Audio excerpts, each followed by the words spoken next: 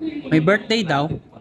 What's up, mananak? Happy birthday to me. Happy birthday, Norman! Oy, may tira pa ako. Nako, buti umabot. Akala ko talaga naubusan na ako ng cake. Basta sa birthday ha, number 1 tayo dyan. Lalong-lalo na, hindi tayo pahuhuli sa ulam. O diba, hipon yan, ang sarap niyan. Bago tayo maubusan, kailangan natin tikman. O diba, nakapila na agad yan. And there's more. Oops, teka, hindi kasama yan. Huwag mong gawing ulam ang pulutan. Yari ka talaga kay Mayor niyan. Todo effort pa naman yan. Tapos may sinamakan pa, galing ano to? Made in Norte. Alright, huhusgahan na natin kung malutong ba. Lutong. Paano na lang Yor, pag wala ka, wala ring chicharon. Nga pala, hindi lang birthday ang celebration namin ngayon. Dahil tapos na ang kontrata nila. Ibig sabihin, maamoy na naman nila ang polusyon sa Manila.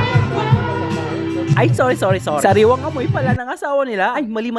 Amoy ng halimuyak na bulaklak na lumulutang sa dagat. Pwede. Happy birthday to you. Sana all despedida, sana all tapos na ang kontrata. Di bale, magsushortlead na lang ako na export Altamira. Salamat at tayo'y magkasamang muli. Salamat sa pagkawi ng uwaw ay may darating na araw na ay kapis ng aking samahan sa bukod at kaligayahan. Salamat, tunay kong kaibigan.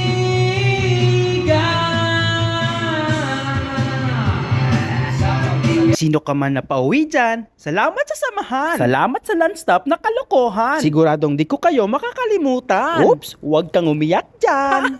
Sa cake lang ako napapaiyak. Ang sarap eh. Pati sa bridge, binaon ko na para meron ako mapapak. Ciao!